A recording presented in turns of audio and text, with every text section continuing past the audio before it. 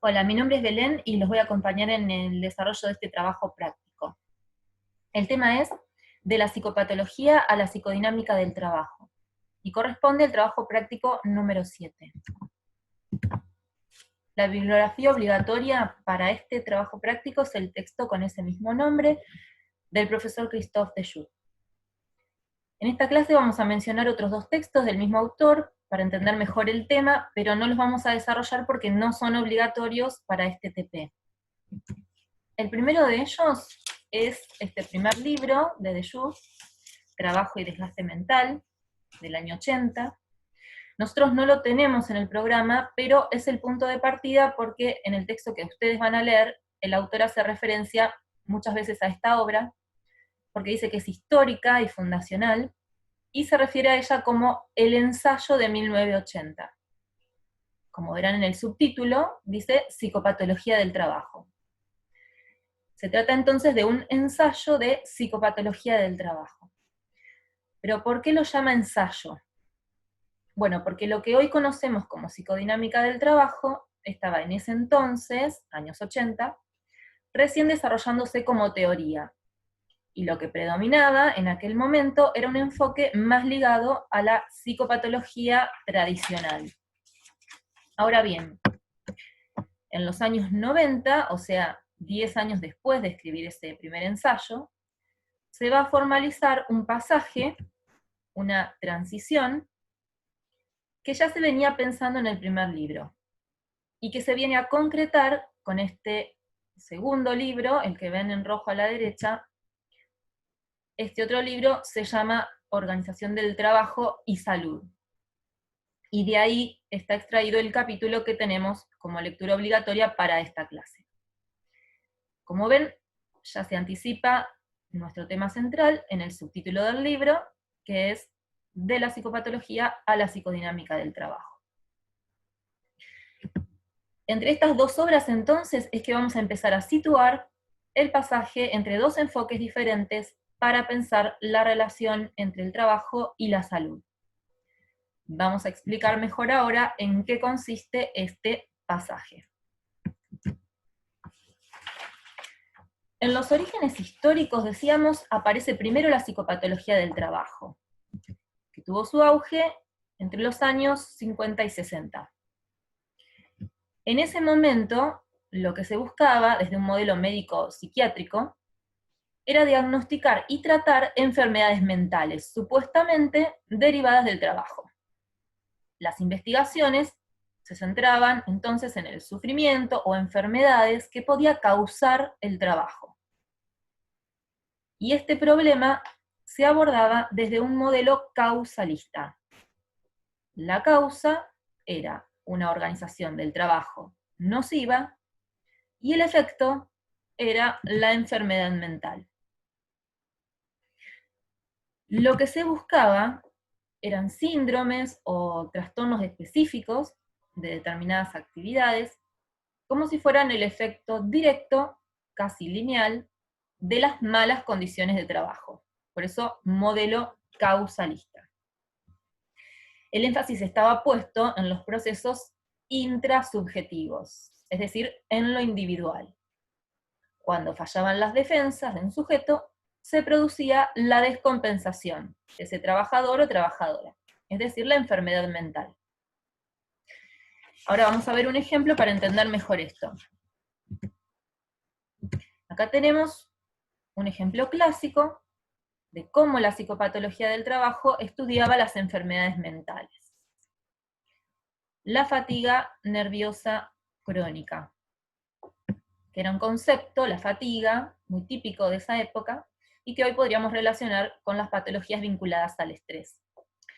La fatiga podía aparecer en diferentes actividades, pero aplicado al caso puntual de las telefonistas, adoptaba la forma de un trastorno o síndrome específico. De ahí el nombre que le habían puesto síndrome o neurosis de las telefonistas. Bueno, ¿de qué se trataba?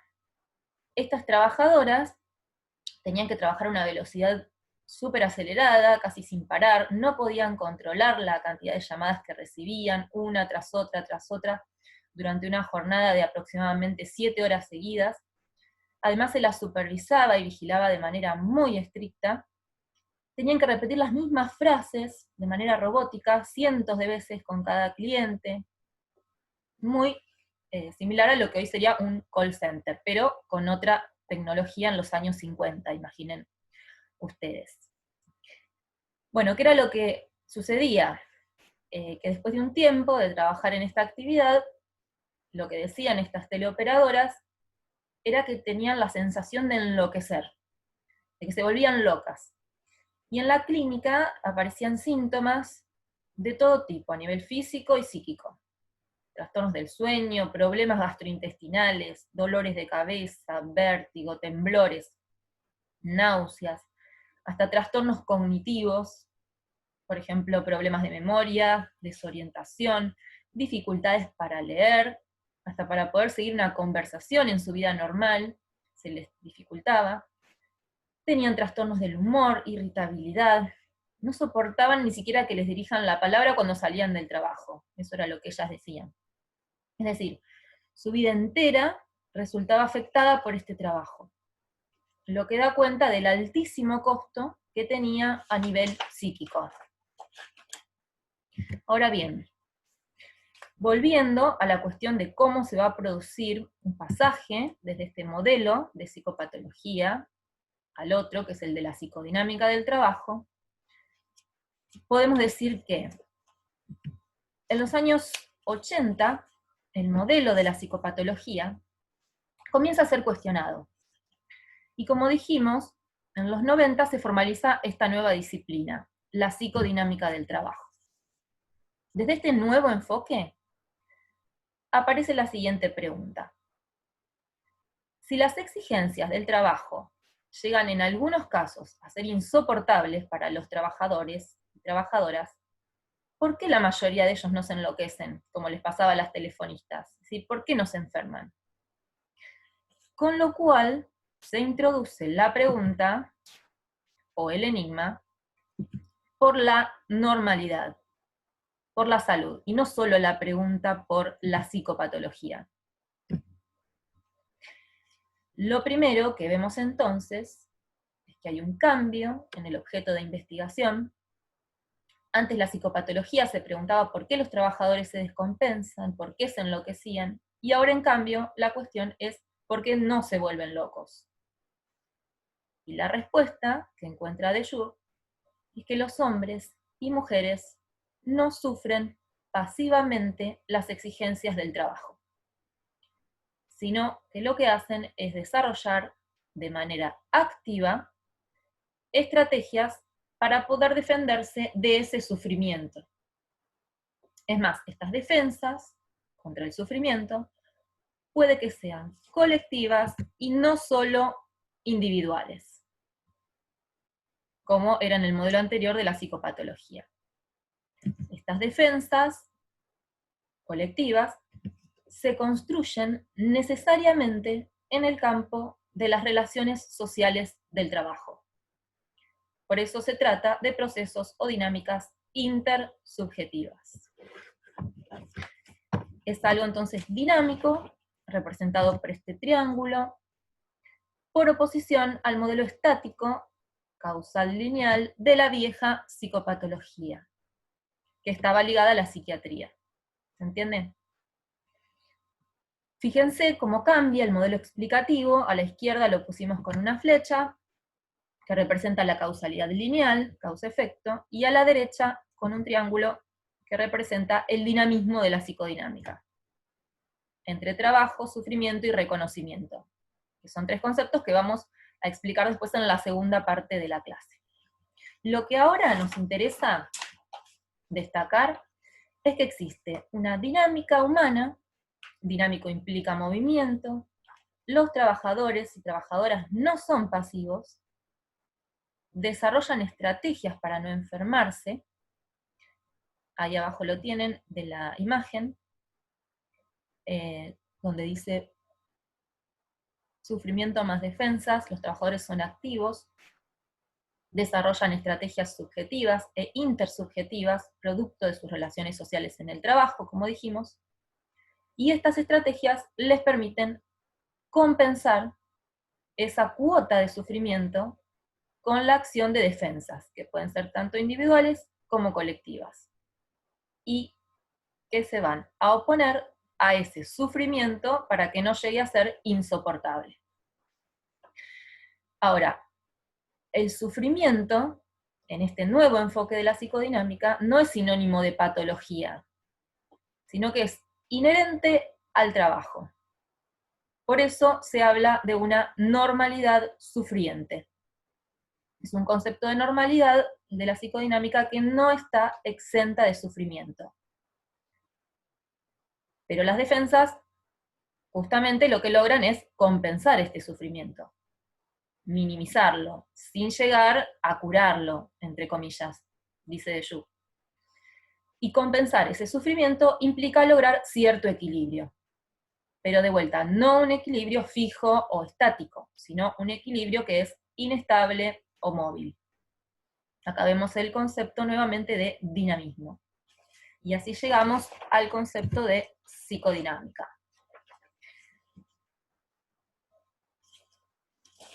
La psicodinámica del trabajo es entonces el análisis de los procesos intersubjetivos movilizados por la situación de trabajo.